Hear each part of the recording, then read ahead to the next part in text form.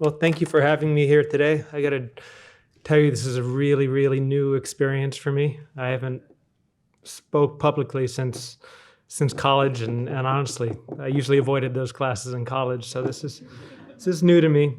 But I want to thank everyone for the opportunity to be here. Everyone at the Qualcomm Institute, everyone, my physicians, my support team throughout my life. Of course, my family and friends, and this epilepsy advocacy support network that I have built over the last 20 years here in San Diego.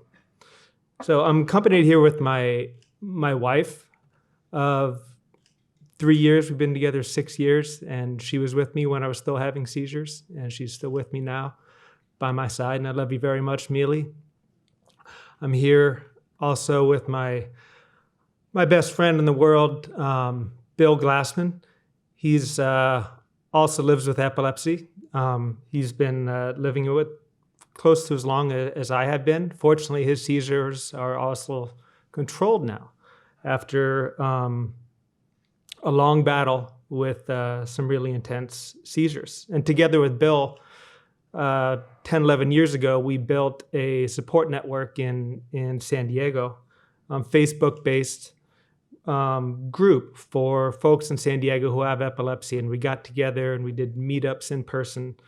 And we're still doing that now virtually, but in person also. And it's a place where people who have epilepsy can come together, can chat online, and mostly like San Diego focused. And my mom, of course, is here. She's been my biggest advocate from the beginning. I'm 49 years old. Seizures started when I was 3. And it was just, they stopped 4 years ago after a successful laser ablation procedure done through the UCSD Epilepsy Center. So I apologize ahead of time if I bounce around a little bit. You know, I've told this story before, but I want to try to give you guys a little kind of personal perspective. I'm far from a scientist, but I know a lot about the diagnostic steps and treatments and things that you have to go through in order to get a successful diagnosis with epilepsy. At least a lot of us drug-resistant people, what we have to go through.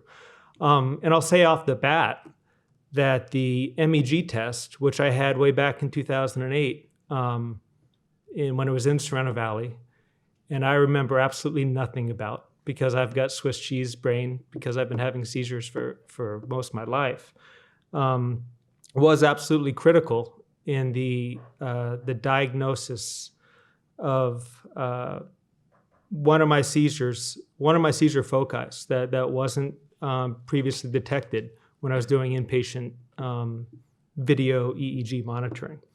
And it was that information from way back in 2008, coupled with subsequent video EEG studies, inpatient monitoring, lots of seizures on record, lots of MRIs, that eventually clued in the doctors, a new team of doctors at UCSD in 2017, 2018, decided to put me through a stereo EEG process and subsequently qualified for this laser ablation procedure, which stopped my seizures. So I really don't want to talk too much. I'll do a real quick overview. Like I said, seizures started for me like when I was 3-4 years old. I know there's a lot of scientists in this room and a lot of people who are very familiar with seizures, but the general public just thinks a seizure is, when you drop to the ground with convulsions. And I think there's something like 50 plus types of seizures out there, honestly. There are so many.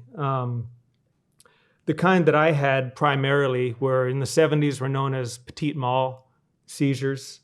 The nomenclature changed over the years. In the, I think, 90s and early 2000s, there were complex partial seizures. So basically, were I to have a seizure right now, a typical seizure for me, I wouldn't drop to the ground.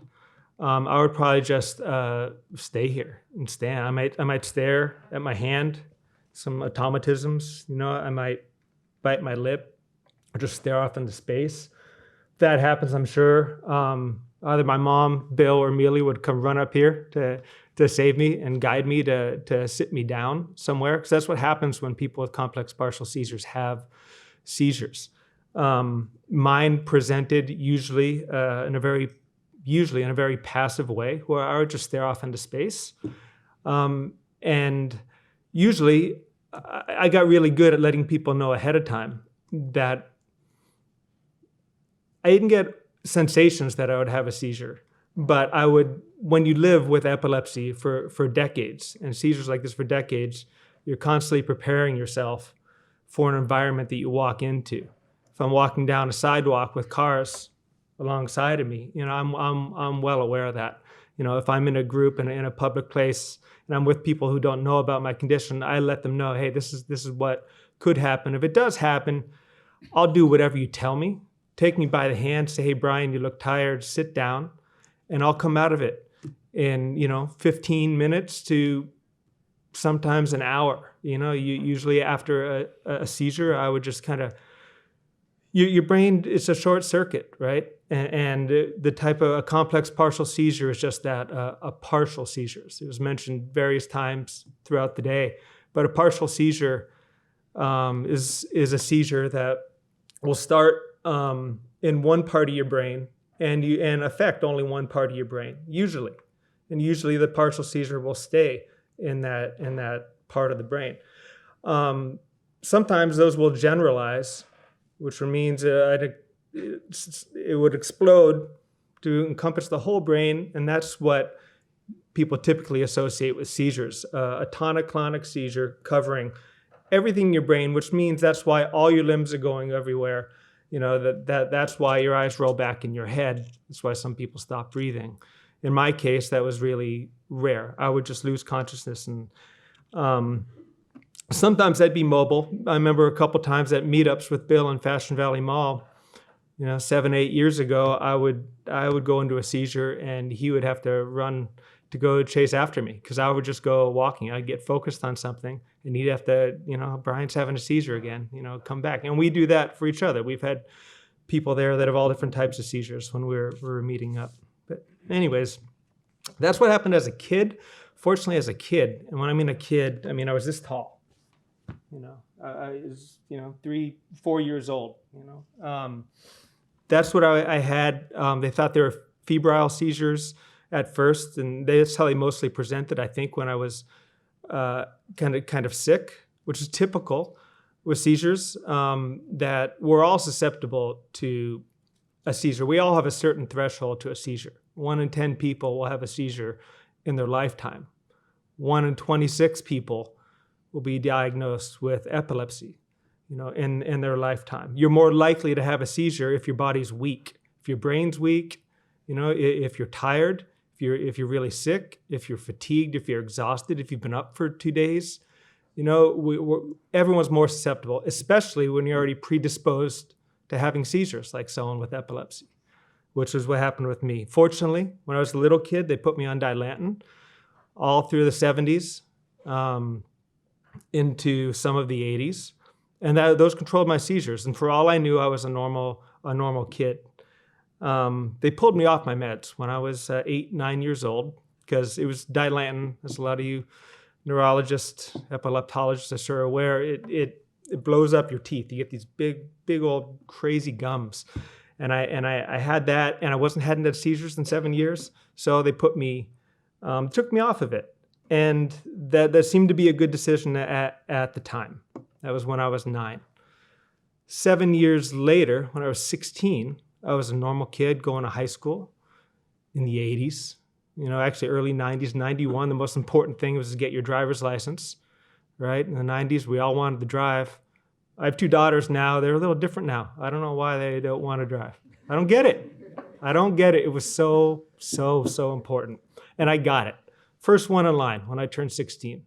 Got my license, I got a car. 2 months after I got my driver's license, I wake up to paramedics. Honestly, I don't remember when I regained consciousness. It might not have been until in the hospital. But I had a series of massive tonic-clonics. I went into a condition called status epilepticus, which is usually uncontrollable without like medical intervention. A lot of people can die from it. Convulsive seizure after convulsive seizure after convulsive seizure after convulsive seizure. And either they pull you out of it, or miraculously you might come out of it, or you could die. Anyways, fortunately, they pulled me out of it. They put me on another med. I lost my license, but only for 6 months. Put me on a med, and seizure stopped immediately. So I had still, at that point, I still hadn't really felt the effects of epilepsy. I'd really only had seizures when I was this tall. I didn't remember that. And I don't even remember the one when I was 16. I just know that I was really sore afterwards and lost my license for 6 months. Normal kid, though. Finished high school, went to college here at San Diego State. Actually studied abroad in Spain for a year while I was in San Diego State. Y la verdad, hablo español también, porque sigo hablando español, me gusta practicar, me gusta aprender. And the brain is a really crazy thing, right? You wouldn't think that someone's had over 2,000-3,000 seizures in his life would be able to hang on to a language that he learned as a secondary language, but I did. And in college, they took me off those meds that I went on when I was 16. I'm 22. I'm actually in Spain at the time, wanting to live my life. These meds, the side effects are horrible. All these neurological medications, they're just really hard on you. Fatigue, grogginess, lack of focus, concentration. And it's all of us, it's what we all have to do if your seizures cannot be controlled either by surgical interventions or diet or anything else. You got to take these meds. They pulled me off those when I was 22 because I hadn't had any seizures and I wanted to go off with them. And they said, okay, you're probably grown out of them. Well, I didn't have any seizures for 3 years. And then when I was 25, I was back here in San Diego, in bed next to my girlfriend at the time. And again, I woke up, I came out of it to paramedics. I had a massive tonic-clonic in my bed and lost my license again. And I had actually, let me just backtrack slightly. That was kind of confirmation that I was having seizures again, because 4 or 5 months prior to that major seizure when I was 25, I started having complex partial seizures again. But I didn't know what they were, and they weren't that common. And so but at some point, I just started explaining to my mom that I'm having some weird things going on, Mom. I'm just kind of losing my time, or people say I'm just kind of spacing out. And she says, Brian, get to a neurologist. Get to a neurologist. Brian, that's what you were doing as a kid. Get to a neurologist. And thank God I did, because that neurologist took me off my meds and said, don't drive back to San Diego. Take a train back to San Diego. It didn't take me off my meds. I'm sorry. I wasn't on meds. He said, stop driving. Because that sounds like a seizure and seizures. And sure enough, it was like the next day or that evening or the following evening. So when I had a massive tonic-clonic in bed, like things happen for a reason. But I literally wasn't, thank God I wasn't behind the wheel when that happened, and I stopped driving. But that's really, God, people, I'm 14 minutes into this. I'm sorry that I haven't gotten anything about the MEG yet. But that's really in January of 2000 when this epilepsy journey for me really, really started. Believe it or not, that's when it started. That's when the beginning of 2 decades of weekly complex partial seizures, where I would just completely lose consciousness, and people would have to guide me into a different room, out of public, out of meetings at work. In 2007, I had been the neurologist that I was seeing at the time. He said, you know what, Brian, you got to go to UCSD. You got to go see an epileptologist. That's what I did. I'll speed it up because I know we got to get to it. 2007, I did a video EEG monitoring, which is where in the first round is where they put electrodes on the outside of your brain. And the whole idea when you're trying to narrow down where your seizures are coming from is they trigger your seizures when you're in the hospital. 24/7, you're wired up, electrodes on your scalp. And you're spinning, you're hyperventilating on purpose. You're spinning your legs. You're trying to trigger a seizure, trying to exacerbate all your triggers, and then they capture them, and they record it on an EEG. As one of the doctors said, the EEG it captures a lot, but it doesn't capture everything. It doesn't localize where the seizures are occurring as well as an MEG does. At the end, in 2007, after that 1 week in the hospital, they said, Brian, we learned a lot.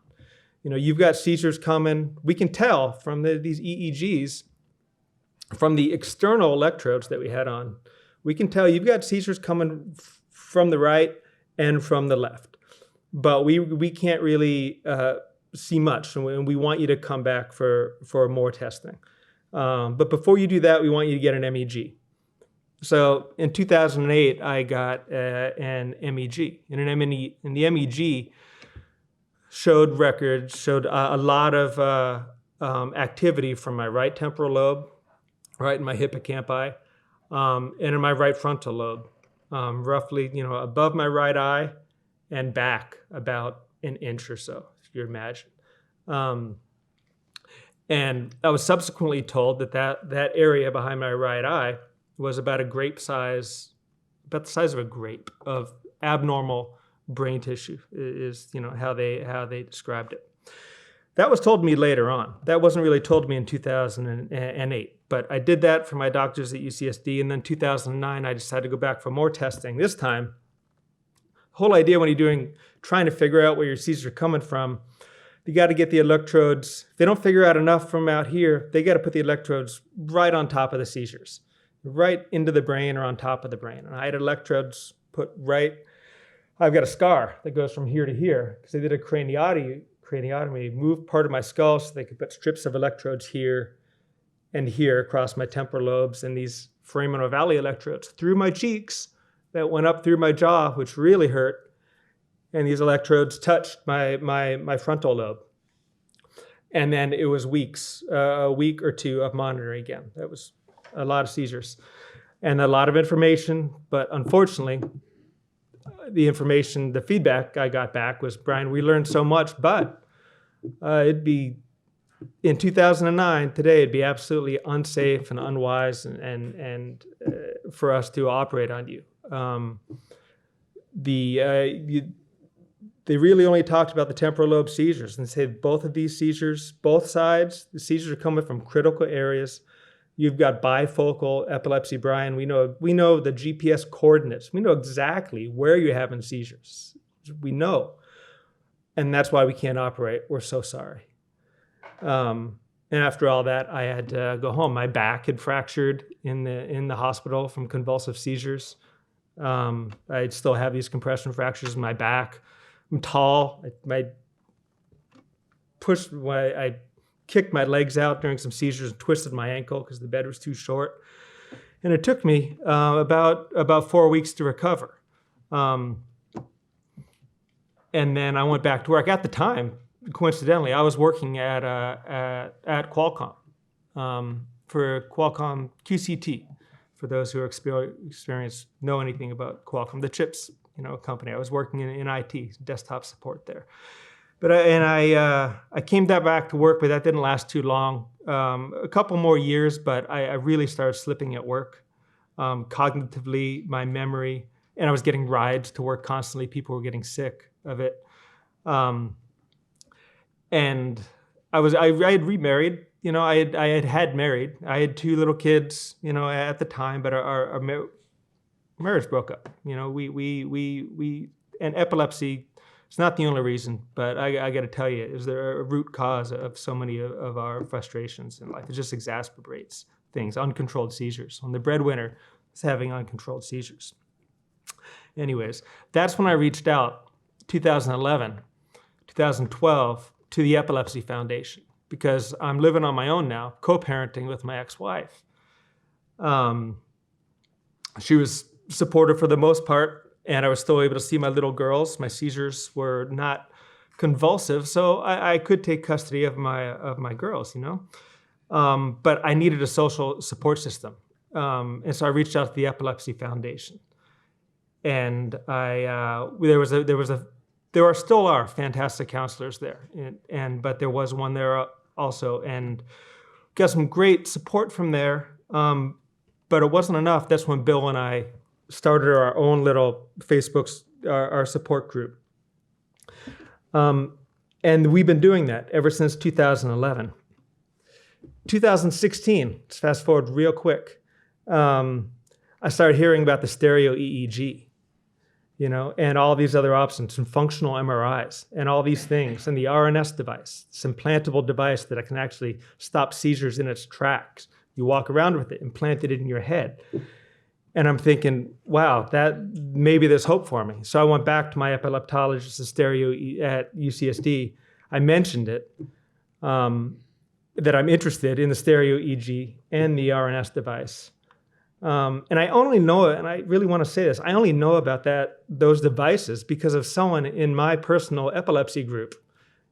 I joined people to my community in UCSD reaching out through, my epilepsy team and all these websites, and also through the Epilepsy Foundation, and also gave flyers to the UCSD Epilepsy Center that they would tell people about it. A guy in my group was having a stereo EEG at UCSD. That's how I learned about it. Didn't even learn about it from my doctors at UCSD. Anyways, I went and got a stereo EEG.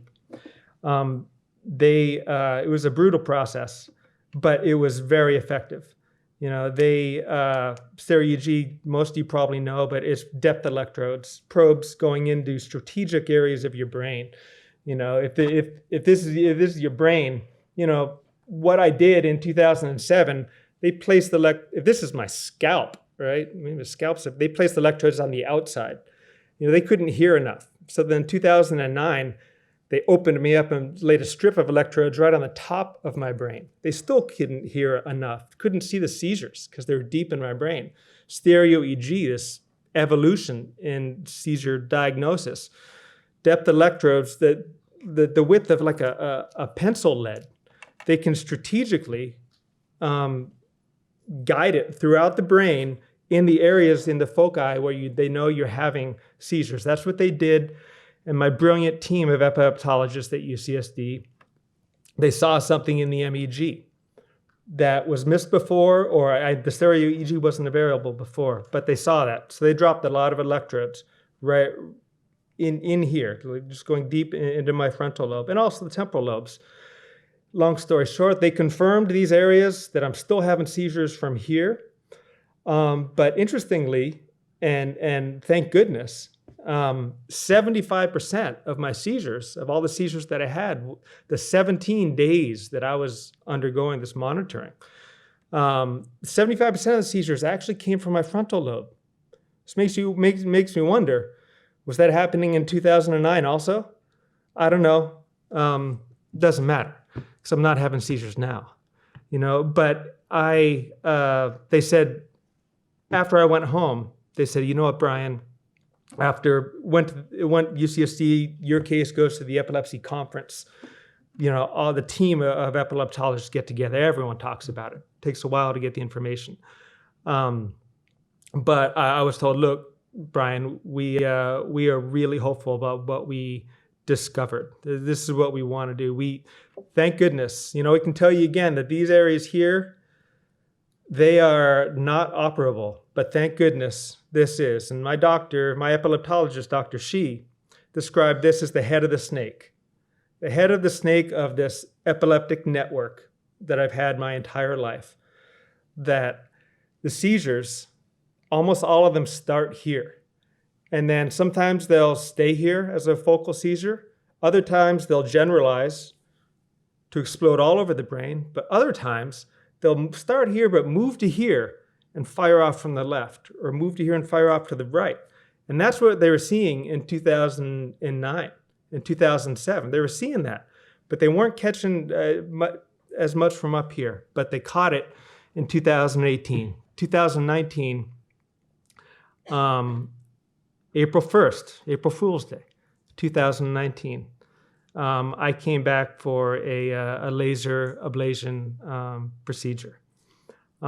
Extraordinary, the changes in technology in just the last 10 years. For the what had to be done to me to diagnose my condition in 2009, light years behind what was possible to actually ablate the bad tissue that they found. So what they did, and it's even more advanced now, this laser ablation procedure, 4 to 5 years later. Now it's being done with ROSA, the robot. Crazy, electrode placement by robots. It's brilliant. But they, pretty much it's a pilot hole was drilled right here. A big clamp was placed on my brain. A pilot hole was drilled here. A laser probe was strategically, if this is the bad brain tissue, was pushed, the tip of the laser was pushed right into the middle of that. And then this is done in a very advanced operating room with a functional MRI machine. So I'm sitting there, but you got a functional MRI machine right here that they slide over me, in and out, just to make sure that the laser is right in the right place. And the procedure, it took 10 hours. They told me that actually 10 minutes of that 10 hours was the actual ablation. It was really all just lining everything up, and everything was in place.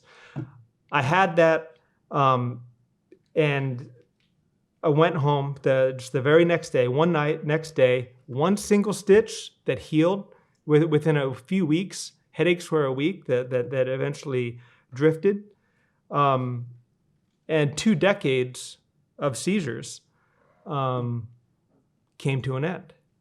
Right after that, I had gone from weekly seizures, weekly partial seizures, occasional tonic-clonic seizures, for 2 decades, 20 years, and they stopped because they got the head of the snake, but they warned me. It's like, this is great, Brian, but you got to stay on meds because you still got these guys here.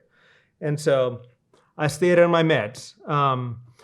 10 weeks post-op, I had a quick wake-up call to how important that was, though. It was a day that everyone who takes his chronic medical conditions where they have to take medications, they know about this. You got your meds in a medication box, your 7 days or your 2 weeks or your AM, PM.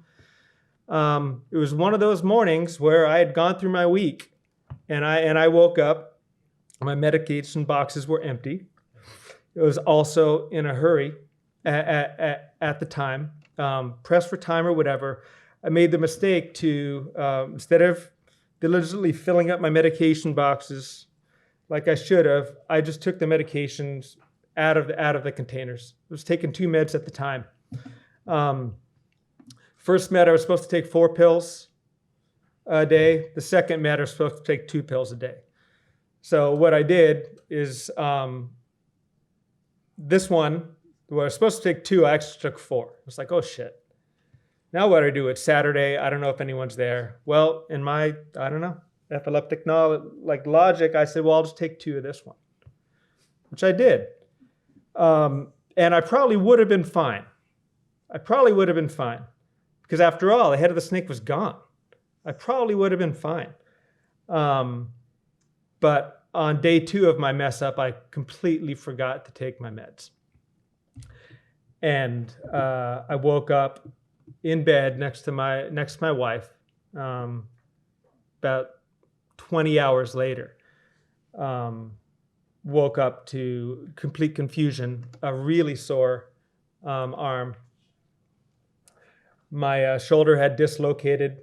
I had a massive tonic-clonic in the room, in my bedroom, and was really confused. Rushed to the hospital. Another tonic-clonic there in the hospital.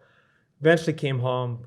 got out of it, and then put the pieces together, realizing that I hadn't taken my meds. So, but back on my meds, and everything's fine now. I'm getting waved at from up there. I don't know if that means I'm supposed to hurry up. Yeah, I'm done, guys. That's my that's my story. I'll hand out some flyers later. San Diego Epilepsy Friends. It's a Facebook group. Encourage, all physicians or friends or family or anyone. Everyone knows someone with epilepsy. Tell them about it, because we're a great group of good people with lots of experience living with this condition. It's my time. Thank you.